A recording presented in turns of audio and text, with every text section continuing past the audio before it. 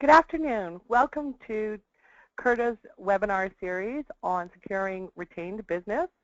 Today's webinar is supported by Recruiters Connection, sponsored by Recruiters Connection. For those of you who don't know Recruiters Connection, it's a great national directory of recruiters with an amazing job board. If you're a recruiter that is out there trying to get your name out there, you really should register to have your firm listed in their national directory. This is where clients go to look you up and find out more about you. And if you're looking to attract passive candidates, they have an incredible job board that we actually use to recruit recruiters. It's a job board that's only available to third-party agencies, and it does give you a competitive edge. So check them out, recruitersconnection.com. Today, I wanted to just go and introduce CURTA a little bit more to everybody. CURTA is an organization that's devoted to being the top innovator in the staffing and the recruiting industry. We not only go and look at what's going on in the industry, but we also try out the things that we are training on. So all of our programs have either been run through our teams and we've perfected them, or we've been looking in the industry and we talk to industry experts. 90% of what we teach you, we've already tried so that we can help you avoid the pitfalls. All training and coaching is built custom to ensure that you are getting the most up-to-date and accurate information. All webinars are built custom for every webinar that we do. We don't can a lot. We do have some canned programs, but those get updated every time we give them. So today, CURTA is going to present moving to retained search. Why us? Why CURTA? Why do you care what we say about retained search? We come to the marketplace and we coach and train recruiters. That's our predominant business. But what we also do is we place them. And when I started the organization, my name is Rebecca Sargeant, and when I started the organization 5 years ago, I was placing recruiters contingent. I was working with third-party agencies, and I was doing what everybody does with their clients and takes an order that is probably fillable, not not sure, but my clients were not behaving the way they needed to behave with the talent I was bringing them. And so I stopped placing recruiters. After a certain amount of time, my clients came back and started asking me to place. And we came back out to market and said, you know what, we're going to do it retained. And this presentation is all of the things that we have learned about placing retained recruiters. We place them with third-party agencies. In my mind, if I can get a third-party agency to pay a retainer, you most certainly should be able to get any one of your clients to pay a retainer. When clients do call us that are outside the recruiting industry, they are all on retainer because it's the only way we're going to step out of our comfort zone and attach somebody to it. So the presentation today is 5 years of learning and making a bunch of mistakes and perfecting it as we go. Just this year, we have placed over 15 recruiters on retainer with retained search, and we have 8 more orders open, and we're not even to the end of the year. Okay? And also with retainer, our competitors on average are anywhere between $8,000 to $10,000 contingent. We charge $15,000 retained. What are we going to talk about today? We're going to talk about the advantages and the disadvantages of doing retained. We're going to talk about, it all starts with you, not your clients, not anything else. It starts with your attitude about retained search. We're going to talk about what you need to go to market. And we're going to talk about the minefields to avoid. We'll wrap it up. And if you have any questions, that's the time to have us answer them. If you have questions throughout the program, please feel free to post them. Those are also great times. And then we'll close. And we'll do a little bit of housekeeping at the end. So let's get started. What's the advantage and disadvantage, the advantage of doing retained search? For us here, it's projectable income. It allows us to know how many searches we can take on, and it allows us to know who's going to pay us, who's not going to pay us, and it gives us really good projections over the year. You have to be extremely organized to do this. For myself, I've actually had to add team members to take on responsibilities of recruiting and social media people. So with being organized, it helps you grow your organization. It helps you bring in the right people and know where they're going to plug and play. For us, it gives us definitely a competitive advantage. Because we do coaching and training of recruiters, we also understand the psychology of recruiters. So we understand how to attract them and how to manage them and how to help them make the transition. Our relationships with our clients are much stronger. It's not unusual on both sides that if I'm looking for a candidate, I can network with my current clients. And if my clients happen to let go of one of my candidates, we are also in the thick of that so that we can understand how to help that recruiter transition. Most of recruiters that I place, on average, last 3 years, and we are in touch with them the entire time. It is not unusual for me to place recruiters that I placed 3 years ago to place them out again. They outgrow their organizations, their managers leave, whatever it is. We're here to help the recruiter transition out of your organization, and we're here to make sure that they're not creating a disturbance. This is a really strong relationship builder for your clients because we place people and then a year later, or 2 years later, they're having to transition them out. It would be kudos to you that your manager calls you and goes, here's a great recommendation and I need to let this person go. Let's get you back in the process. It nets you more fees, better relationships, and a better brand. The disadvantages for your pros, especially when it comes to fees. You have to calculate a cost per order. A lot of agencies are working, they don't understand how much it costs them to fill an order. So with us, we know exactly the amount of money we're going to spend on internal salaries, what we're going to spend on social media, and where we can advertise. That tends to be extremely cumbersome, and that kind of adds into the organization and what it becomes a disadvantage for a contingent agency. Contingent recruiters feel like this slows them down. And of course it slows you down because you're taking less orders for higher fees. You're required to do more reporting. You really need to look at the tools that you're using and figure out if they are a fit. A lot of agencies will Band-Aid what they have and work with it or work around it. A lot of big agencies, their recruiters have learned that their ATS system is too cumbersome, and that ATS system captures a lot of information. If the recruiter is Band-Aiding it, you're not capturing what you need to capture because you're asking them to slow down. A lot of recruiters don't like to slow down. They don't like the reporting, and it's a piece where we feel like somebody's going to come through the door and yell at us because we haven't done something. And really what we're using the reporting for is where are the gaps and how do we help? And that's the biggest message that has to go down is you got to slow your process down to be able to do the higher end stuff. Okay? Again, it goes back to documentation where, you know, you have to look at your process and you have to document it. This is why the previous class to this, pre-course to this, moving your business to retained, was to take the recruitment process course. Documentation is your biggest advantage, but your biggest downfall from where we're standing. We don't like to stop. We don't like to document. We don't like to find the holes in our processes. And it is what makes the difference between us and retained. Any of you who goes on a retained search website, you will notice the first thing that they have posted out there is their recruitment process. And 9 times out of 10, when I talk to a contingent recruiter and ask them how many steps in the recruitment process, they're saying 3, 4. When we documented out at 6 phases with 25 steps and 3 actions under each one of those steps. This is what nets us.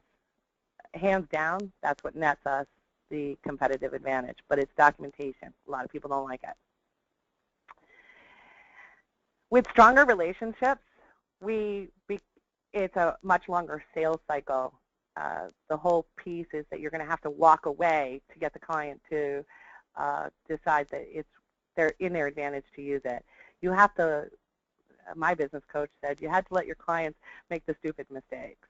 You can't talk them out of it. And it's not unusual that you will be the first person they call to help them out, help them get their order filled.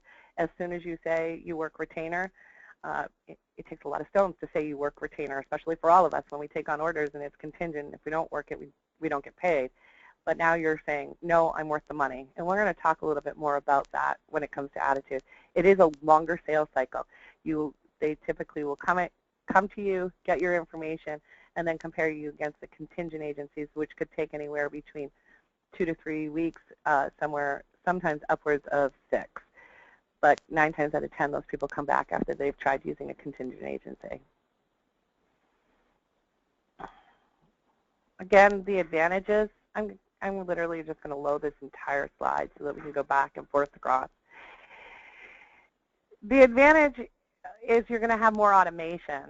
And the disadvantage of having more automation is that it's going to disqualify candidates that you personally would want to put forward in the process. But we're really moving to taking it out of a subjective point of view and putting it in an objective point of view. The automation either validates or doesn't validate your stuff. A lot of your clients will have these Myers-Briggs tests, and recruiters hate them. But what they're trying to do is take it out of the manager's hands and make it an objective evaluation. So your potential candidate pool does significantly decrease, and that's okay. You just have to be more focused in where you're going. I put time on a pro and con side, so advantage and disadvantage. Each order, when you're working retained, you're being paid for your time. So you have to, again, figure out where you're going to spend the most time and what you're going to do, but you're being paid, and that's a good thing. It validates who you are. You should be paid in our marketplace.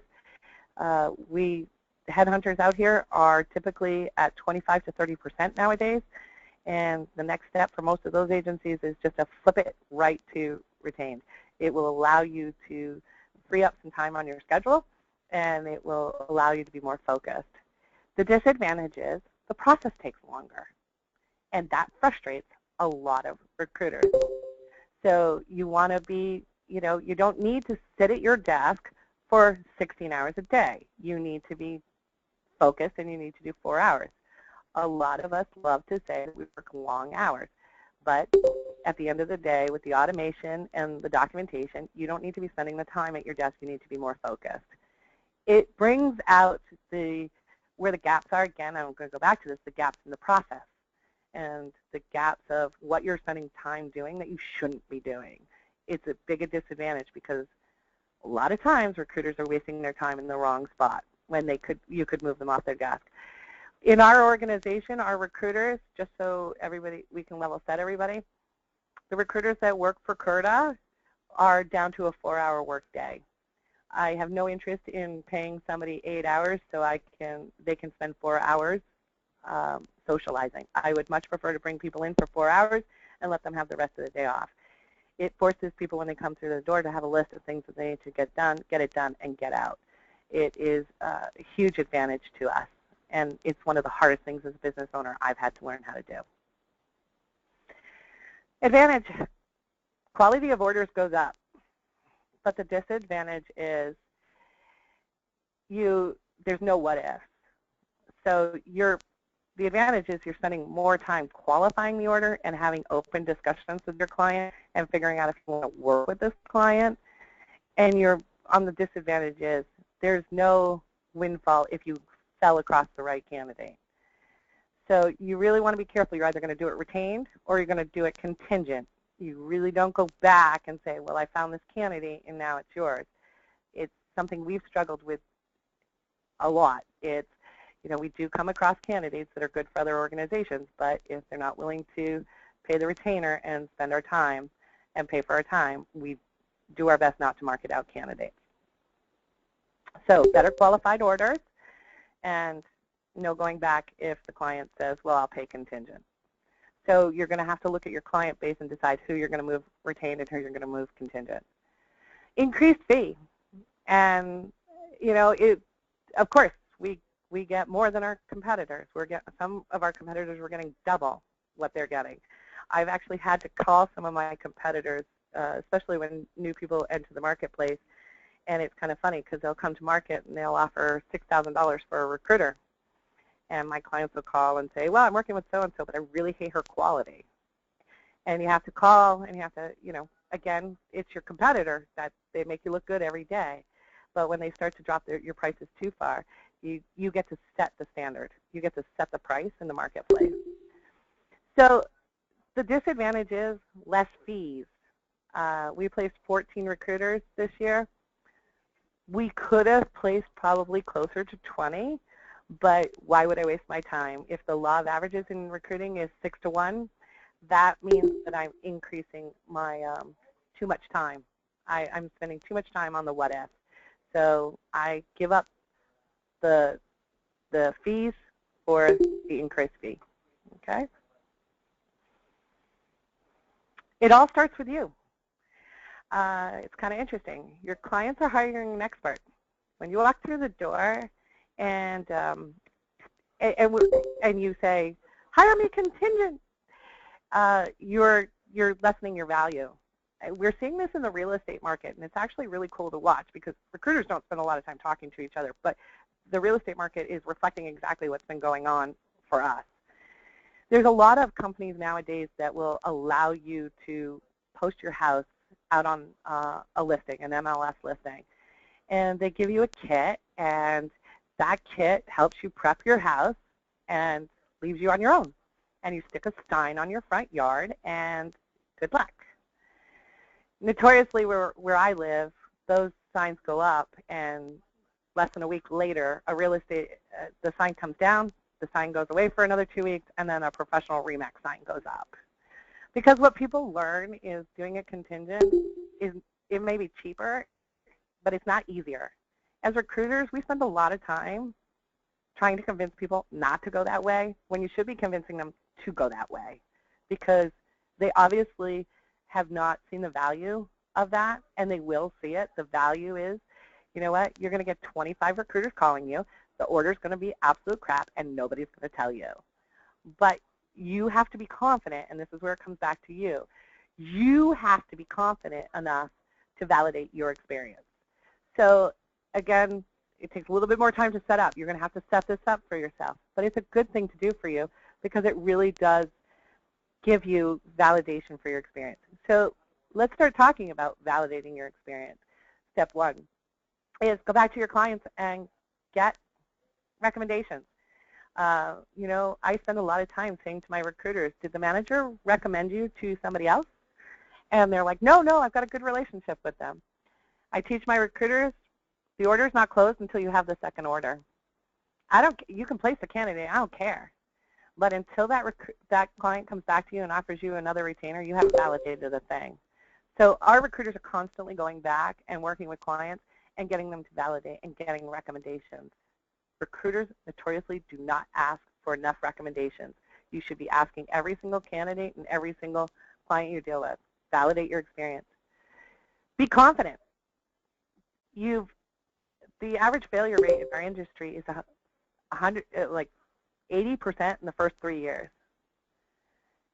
I have a client that I worked with who is 25 years in the industry, and it took us 2 years to move his company from contingent to retained. His clients actually call him now, and if he forgets to say that he works retained, they're asking for the invoice because he's been in the industry. Your experience and confidence is what gets you the job. The other thing is be willing to make mistakes, because I can tell you all the mistakes I've made. I can show you what I've done, but until you put your hands on the fire, you're not going to learn how to do it better than me. So make time and make mistakes and talk to your clients about that. Be open with them. You're going to need to invest time and money and effort and thought into your branding and talking to your clients.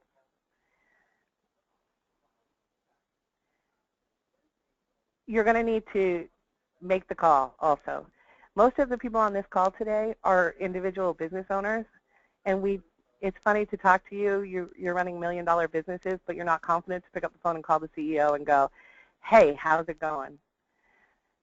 That particular question is an interesting can opener for us.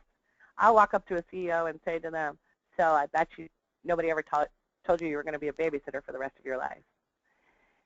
That's the confidence coming out, and I'm hitting right exactly where that CEO wants to talk, because his company might have a great product, but if he doesn't have good people, he's lost. Every CEO, what keeps them up at night is their people. We don't talk to them about it, and we are the people experts. You need to be opening those conversations. There are videos, and there are books, and there are blogs about men talent. We are the talent experts, and we are the last people to write those blogs.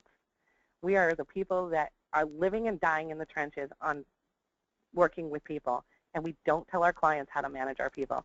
As Curda, we are heavily invested in your interview process, and we are heavily invested on how you manage that recruiter, because it's not only your brand, but it's our brand. And when a recruiter leaves your shop, they talk to at least 1,000 other recruiters. So we understand how badly it affects an agency's reputation. We have clients on the corporate side that we're constantly scolding that when they hire a recruiter, they need to get back to us on the feedback. And you'd be very surprised that HR and recruiters don't think that they need to give us feedback on the recruiters. It's not our brand as much as their brand that they're damaging. So you need to be careful of that. You need to step up, and you need to say who you are and what you do. So at the end of the day, stand up for yourself, because it's all about you. Your clients will pay you money up front. You just have to be willing to ask for it. That's really what this all comes down to, okay? What will you need? Again, we talked about documentation. I'm a big component. Documentation is huge. Clients want to see documentation. Our biggest pitfall is follow-up. I had to hire people to manage clients because of the amount of follow-up they wanted. Hire somebody or automate it, okay? Know what forms you use. We standardize our forms across the company so that when we go out to a client where our documentation is, we need to fill this out. And it's everybody to fill it out. If they're not filling it out, they're not using it, they're not running your own process. There's a large ATS company out there that doesn't even use the ATS system that they sell. Their internal recruiters do not use their own internal ATS system. What does that tell you about their product? Okay, so if you aren't using the process, why would your client? More information about your client. If you can't read this, it says optimism is lack of information, and it's a diver with a shark. The reason why clients deal with us is because we have more information about their competitors, and we have more information about them. We can see where they are in the marketplace, and we can see how to, by giving them a 360 desk recruiter or giving them just a recruiter, can capture an additional $1 million in revenue.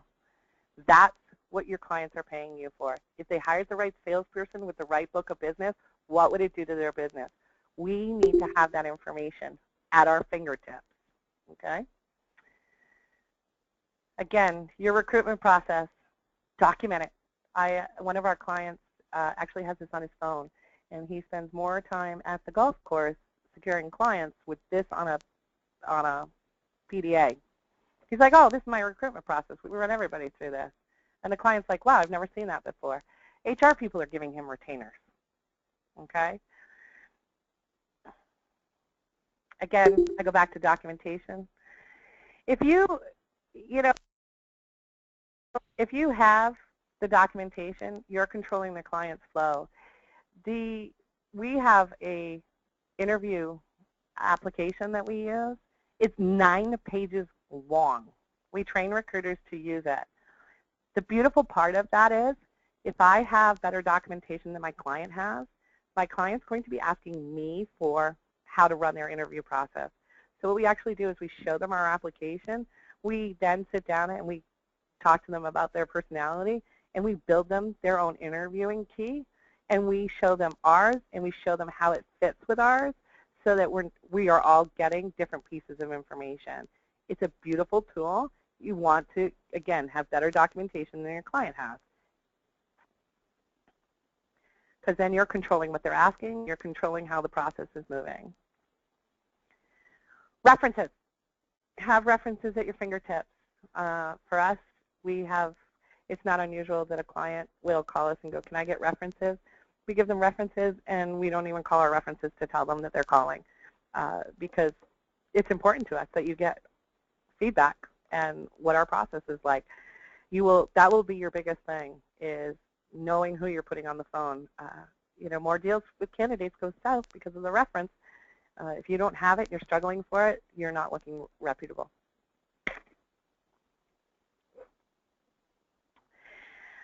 Tools.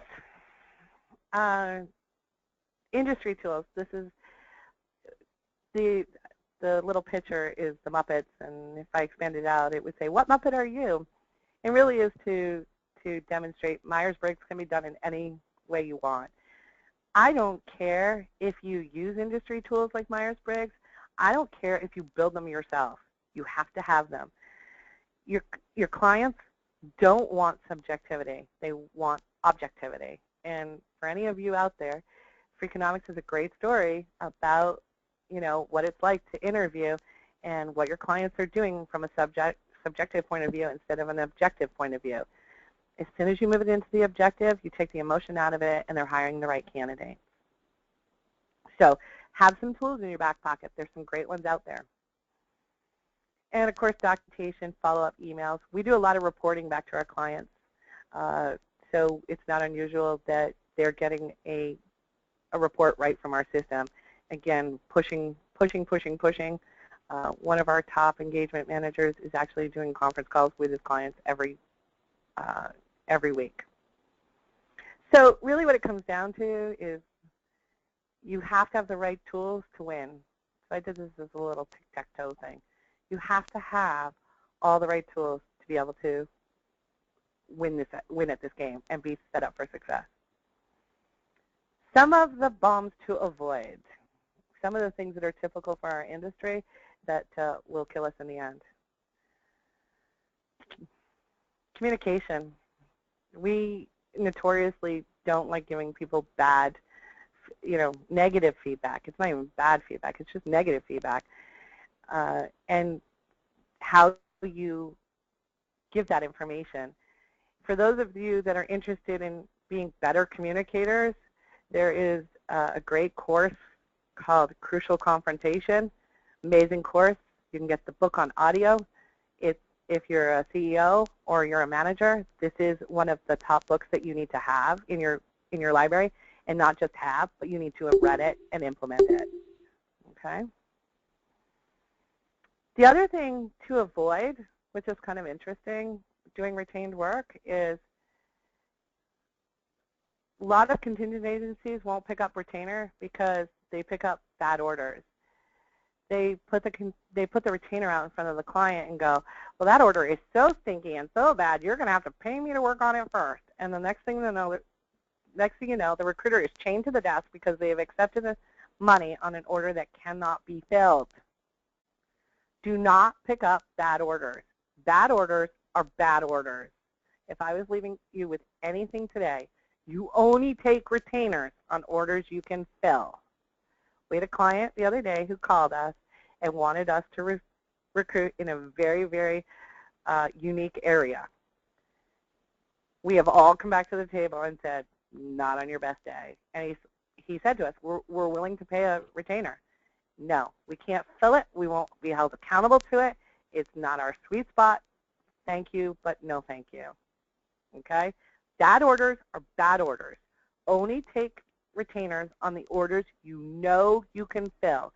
This is the difference between you and a contingent agency that is really trying to move retainer and is now tied to the desk and is losing money on orders they can't fill. Payment.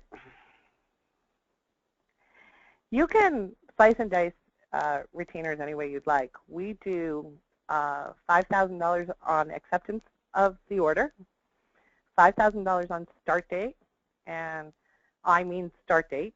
I do not go beyond start date. My guarantee does not kick in unless you pay it within 5 days. Now, I'm working with recruiting agencies.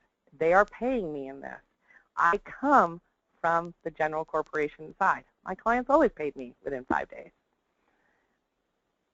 The next is I do it at the end of the guarantee, only because we like to make sure everything's going smoothly. We like to provide a soft landing. There's a lot of reasons why we do payment at the end of our guarantee. $5,000 to accept the order, $5,000 when the candidate starts, and $5,000 at the end of 90 days is how we do it. Other agencies do 1/3 at acceptance, 1/3 when you see interviews, and 1/3 when a candidate starts. It's a great way to do it, and I would lean that way if I was sitting in your shoes versus my shoes, because I would really be pushing the client on the fact that they're paying for the search. They're not paying for us to, do the guarantee. If you want an extra guarantee, it's an extra fee, okay? Really, we take on too much responsibility as contingent agencies. A 90-day, 30-day guarantee, again, we're not doing the due diligence to take on that liability. Why we are all still working in contingent is beyond me, okay? Payment, and the other thing I want to say about payment is we do not start the search before we accept payment, before we've received payment, because clients are notorious for I'll cut that, I'll get that check, and notoriously something happens and something goes wrong. Don't start your search until you have received full upfront payment. Again, this goes back to being confident about who you are and what you do. Client behavior. This is a beautiful one. I love this, because past behavior indicates future behavior, and sometimes we take a retainer with a bad client. A bad client's a bad client. You have to accept that, and it's okay that your client is misbehaving or is interviewing wrong. That's why they're paying you the retainer. You need to set that up front, and you need to let them know that the retainer, for us, the retainer is to help you catch recruiters. You're being paid for your expertise, and you're being paid to supply them the documentation. And now, because they're paying you, they should be following your lead when it comes to interviews. Retained search agencies, 99% of them are sitting in the client interviews. Much more control. Client does something off, that they shouldn't be doing, the recruiter can step in and help. More client control. So if your client starts to act squirrely, it's okay to step in and go, hey, I'm the expert. You hired me to do that. But don't not do that. Don't falter and be like, oh, they paid me a retainer and I need to not tell them. They paid you for your opinion. Step up and tell them what they're doing wrong.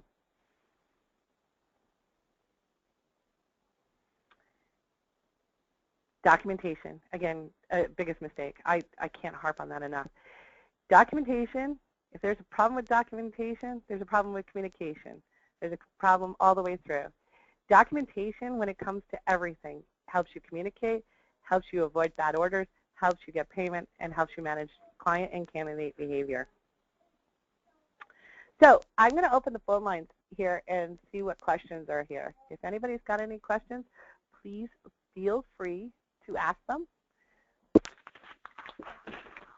I've opened the phone lines. Does anybody have any questions? A lot of the questions that we do get are, hi, go ahead.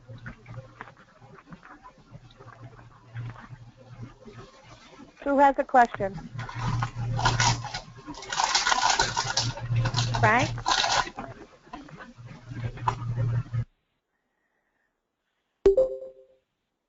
All right, well, a lot of the questions that we do get from contingent agencies is, how do we avoid clients misbehaving? Again, we go back to, if you're showing them your process and you're opening the doors and you're watching what they do, you're doing a better job. That should be the job qualification. You should be auditing their process. Part of your fee, it's a great time to go in and say, part of my retained fee is to come in and audit your process and document it for you. They walk away with a great slides for what's going on and where they can improve it.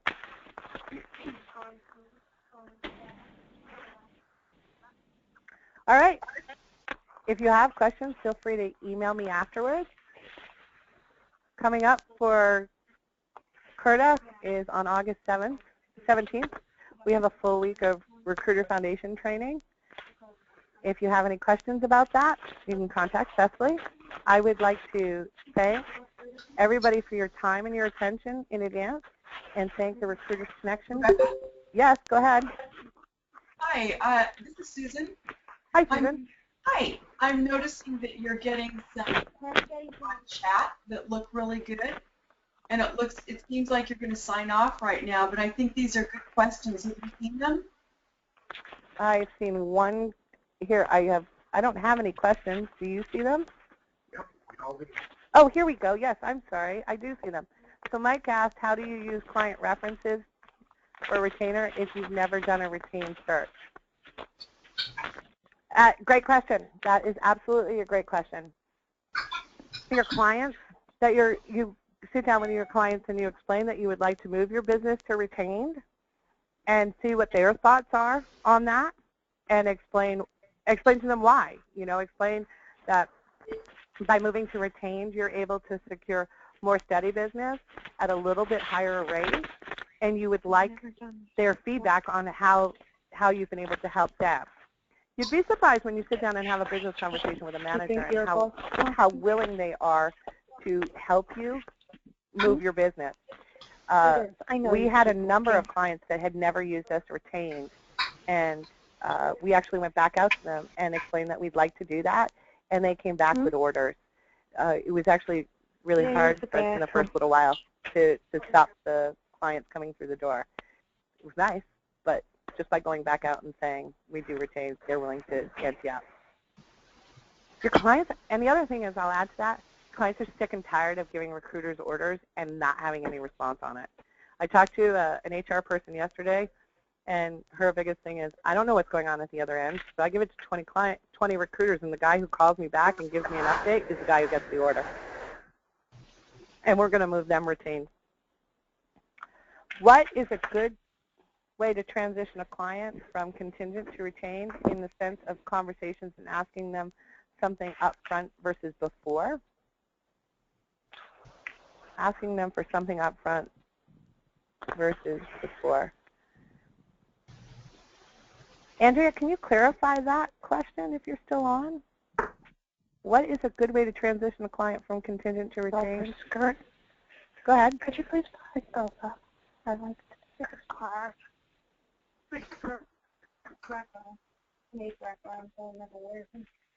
Are you worried about asking for, I'm assuming that you're worried about asking for money up front.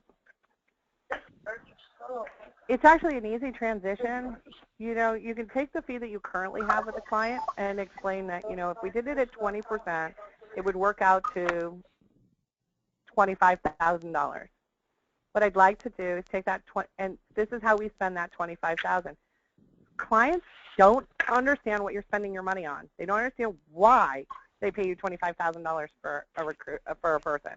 If you explain to them that you need to pay for advertising, you need to pay for tools, and you need to pay for what's going on, they are more apt to pay you for it.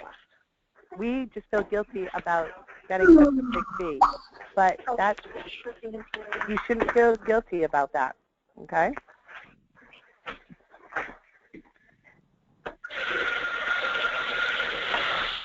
I'm just going to mute everybody again. What do you think hybrids, models such as contingent, retained, etc.? We like the hybrid model. Again, we'll do. I don't do, now that I've moved over to retained, we don't do a lot of contingent. We don't like that. If it's an easier move for you, that's great. But nowadays, new clients coming through the door, we just shut them right down and say, you know what, I have 3 other competitors in the marketplace. Feel free to call them. I'll give you their phone numbers. We let them go and play. So there's no, you can do it any way you'd like. As soon as you start going retained, you're going to find that you're going to like it better. You get to control your money more. Okay?